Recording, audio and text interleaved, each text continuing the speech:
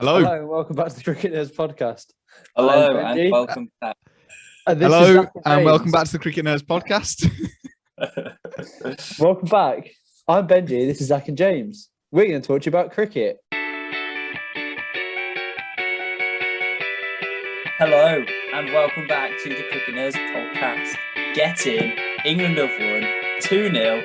We've won the series. That's it. Thanks for listening. It's been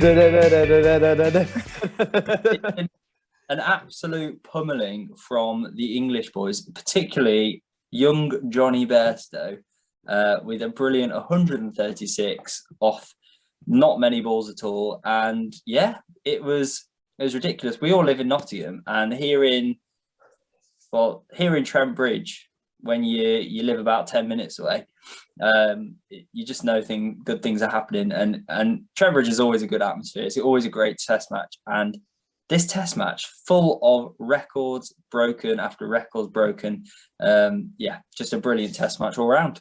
Literally, as soon as I finished work at 5 p.m, I went as fast as I could straight to that test match, and me and James actually saw the final 4 balls. It was a whole experience. It was great. It was just all round. If we just go back to day one though, all that time ago, last Friday, it seemed a bit bleak because England won the toss and bowled, and then New Zealand's scored about 300 and something stupid runs on the first day. And at that point we thought, oh no, here we go again. It's 318 for 4. Mitchell and Blundell in again. They scored runs very freely in the last innings of the first test at Lords, and they scored a lot of runs in that second innings, in the first innings at Trent Bridge.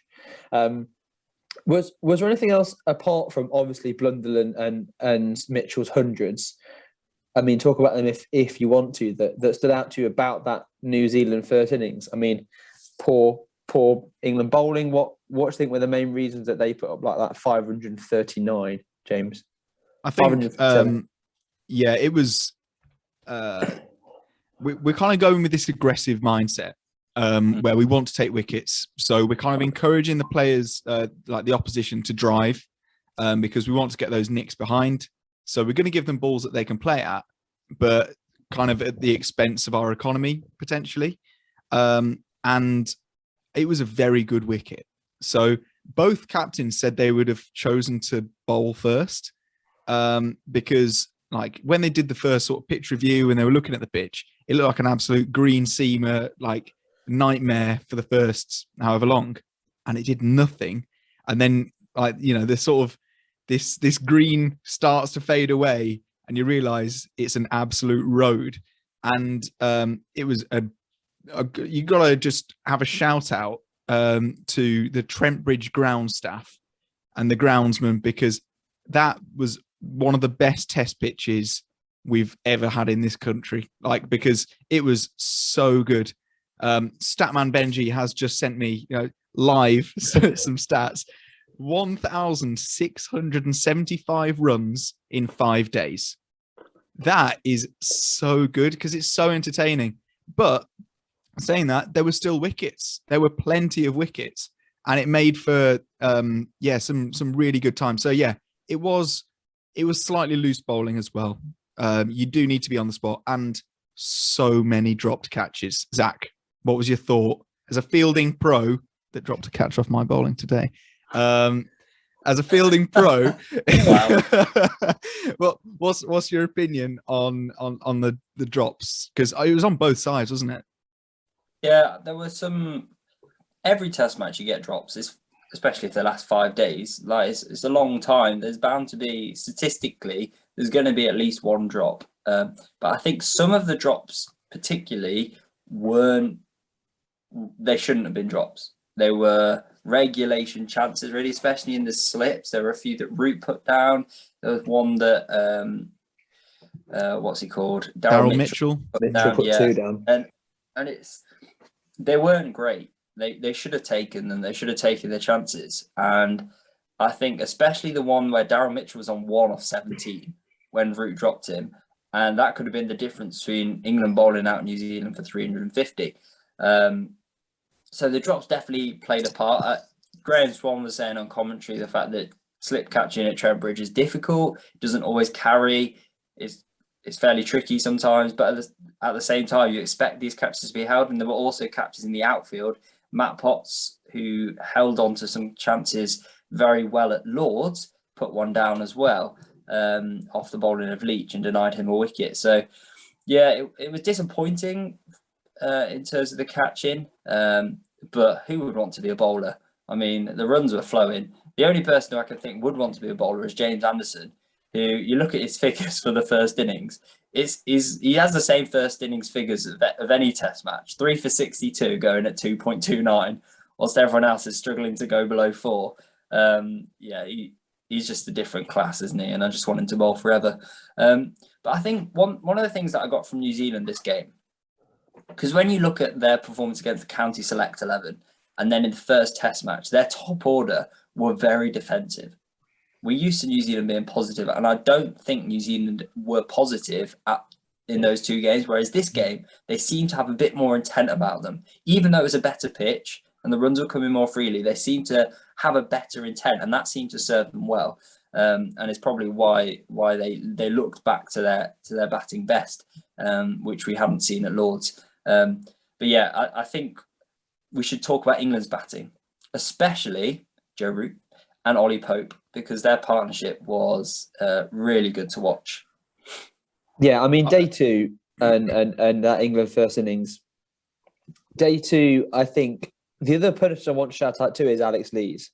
I'll speak about Pope and Root, but Alex Lees, I'm going to say it, I think England have found their next opener to be in and around the side for a long time. He looked so different in this Test match than he did in the Caribbean, than he did in the first Test match. He was so positive, and some of the cover drives that he hit were just textbook beautiful. None of this stupid dancing around, taking an outside off stump guard. Proper, normal, standard cricket. No Rory Burns flicking, no Dom Sibley moving around. Just normal, proper, good cricket. And I think, yeah, he looks solid at the top of the order. Won't talk about Zach Crawley. But then Ollie Pope and Joe Root, again, fired in that top order as well. Pope, I think he's at least given himself another, 3, 4, 5 matches as that number 3 slot. He played so positively, and shots where he looked like he'd be getting out when he previously batted down at number 6, he put them away. He'd play these beautiful cuts and these back cuts and these late cuts that in the past he's nicked off. He was always a very leg side player, but now he's just got some confidence. He also left well, which I think was the big difference. I agree, yeah. You know, we've seen him when he's batted at 5 and 6, and you see that, like, the shots he plays, and you're like, this guy's really good. But the issue with him is we didn't think he could face a moving ball, because he was just filling everything outside off. But I thought he left really well, which was a big difference, I thought.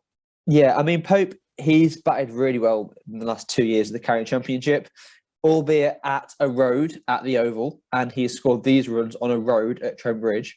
But you can tell that he's still got class. I mean, he bats 4 for Surrey. So a spot higher in this Test match. But he looks at home at that spot, and I think at least for a few more tests, he's made that spot his own. But then Zach, the runs and the batting masterclass on day 3 of Joe Root. Just talk to us about that first innings of Joe Root. He obviously batted very well last year as the captain, losing games as the captain. And if to say Joe Root looked even more fluent and more free, just shows what a player he is. Easily the best in the world, easily England's best ever, in my opinion.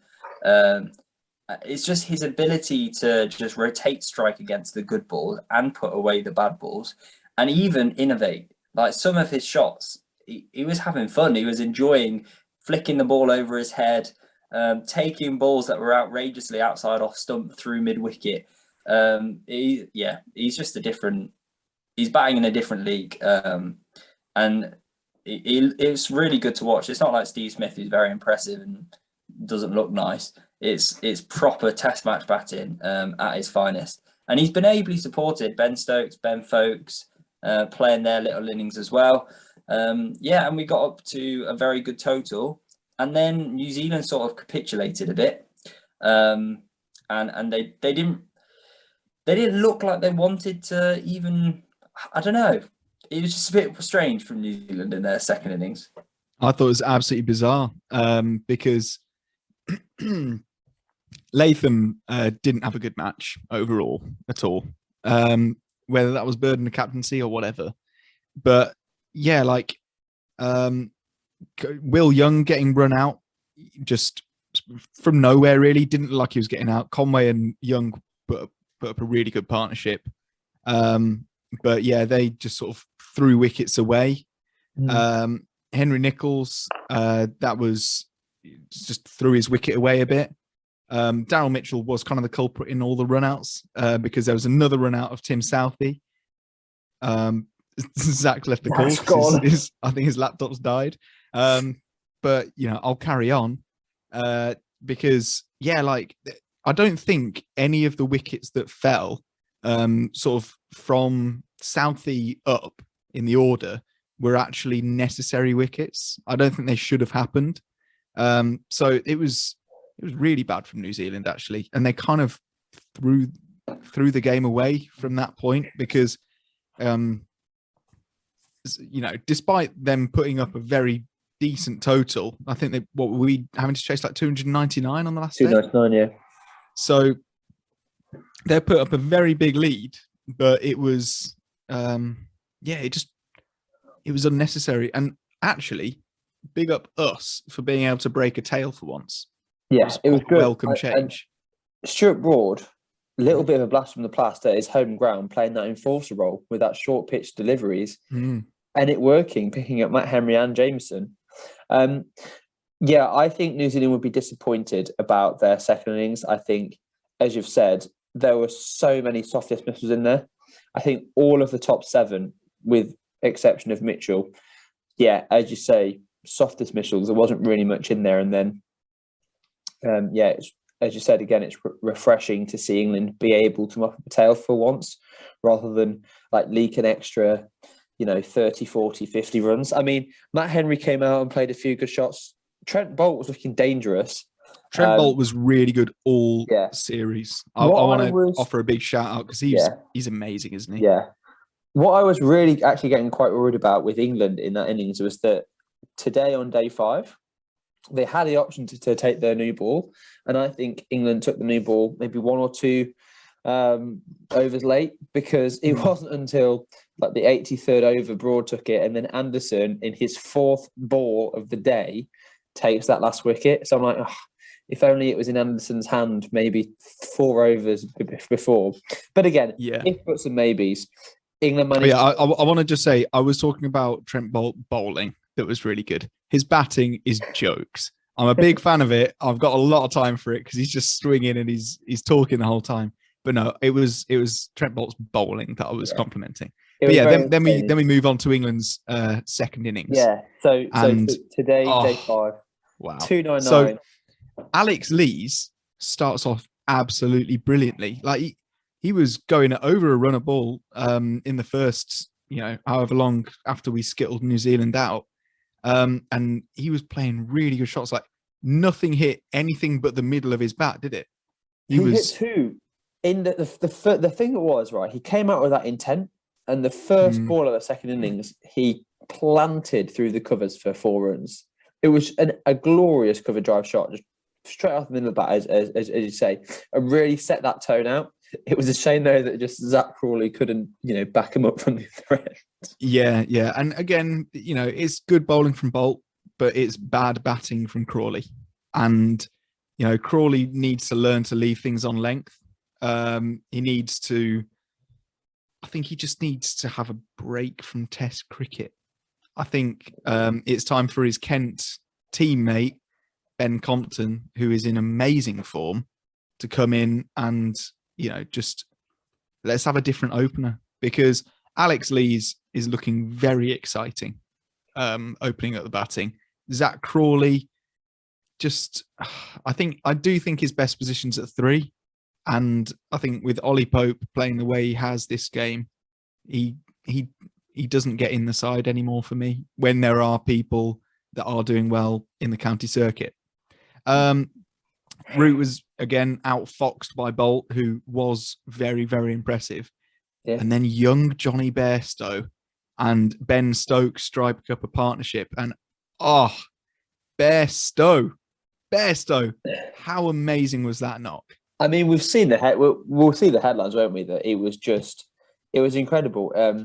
The 9 overs after lunch got hit for 102 runs. I mean, that is T20 batting. That is not Test match batting. That is T20 batting.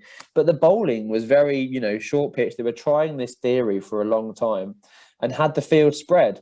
But Bairstow was either hitting gaps or just smashing it straight into the stands. Now, all that being said, there were 2 things that I do want to mention about that. One being that Trent Bridge is quite a small ground for an international venue. But still, and a player like Bairstow can easily clear the ropes with like a top edge. But you've still got to put the ball in the right areas to prevent that to happen. I mean, we saw in the first innings, he only got 8 off 11 when it was just a nice ball that was on a line length, nipped away and got caught behind. And if you're playing that way, you can take wickets like that. And I'm not sure why New Zealand persisted with this short pitch theory for so long, because it just got planted into the stands. The other thing I want to mention is that clearly New Zealand were without Kyle Jamieson. So Kyle Jamieson only bowled 16 overs this whole Test match. He's probably out for the series. He's got a lower back problem. And they definitely missed him. Now, I don't want to take anything away from England's batting, but Jamieson was the difference maker in that first innings. That extra bounce that he gets in the first Test as well, that extra bounce that Jamieson gets, he's the one that can break these partnerships. And if you look in the first innings, if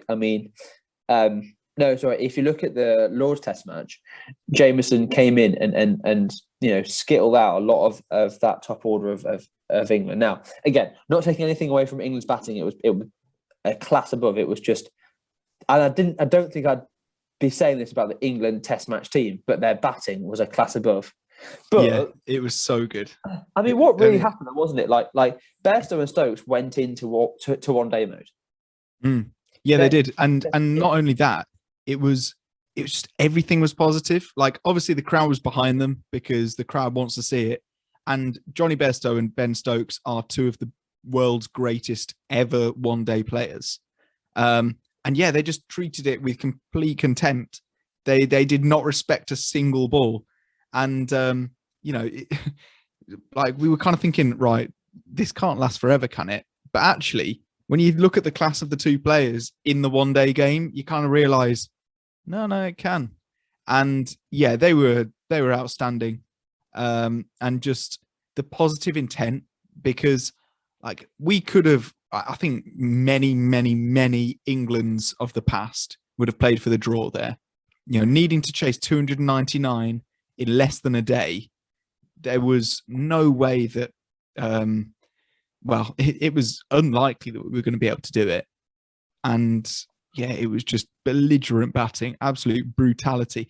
Johnny Bairstow hit a strike rate of 147.82. Like, people are very, very happy with that in T20. And he did that in a Test match.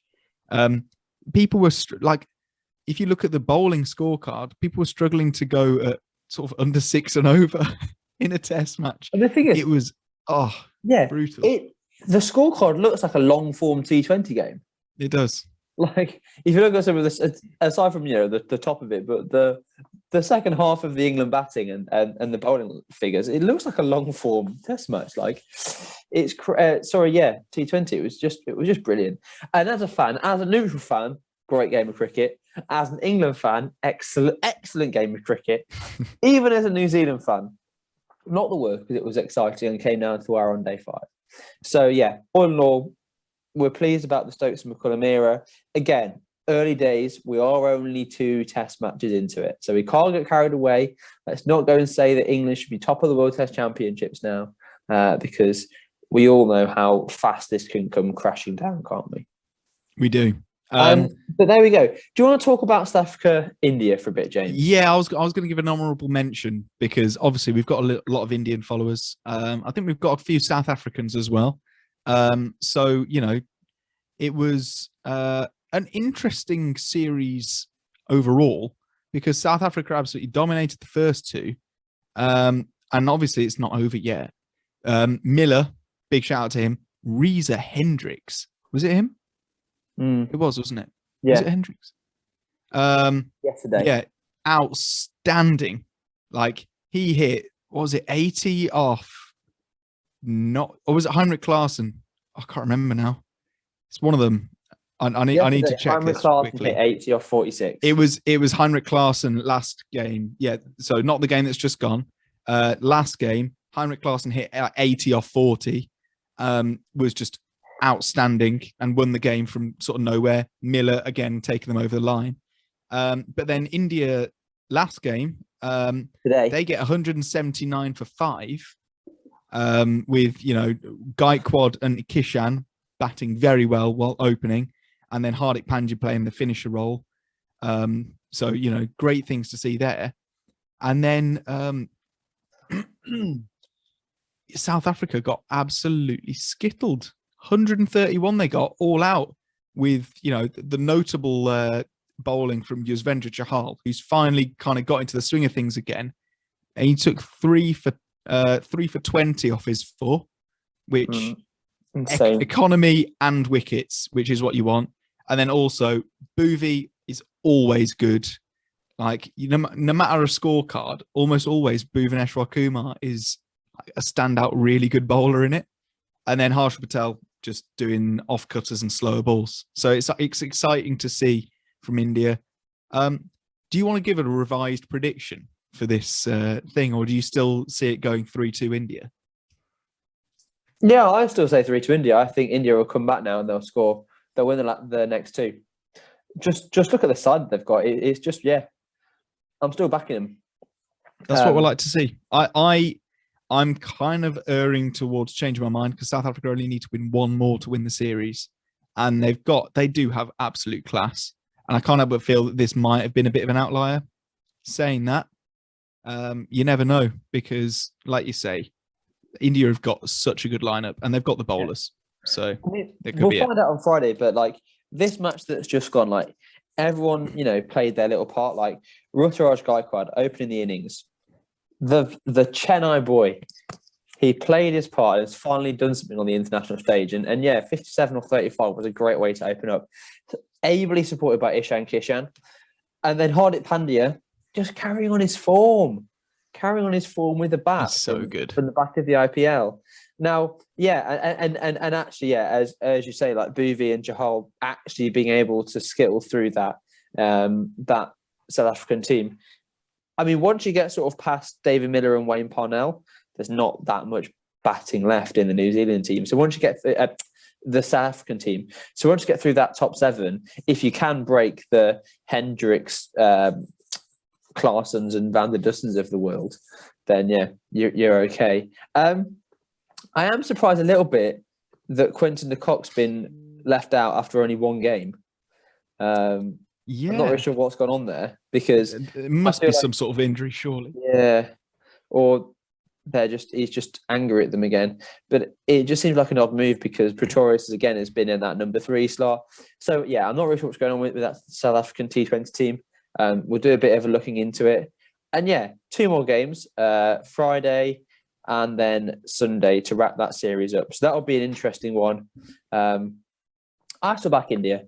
I also think India can do it. I think they've got such a class in that T20 side, even though that they're missing some of their heavy hitters. I still think they've got enough in the tank for that.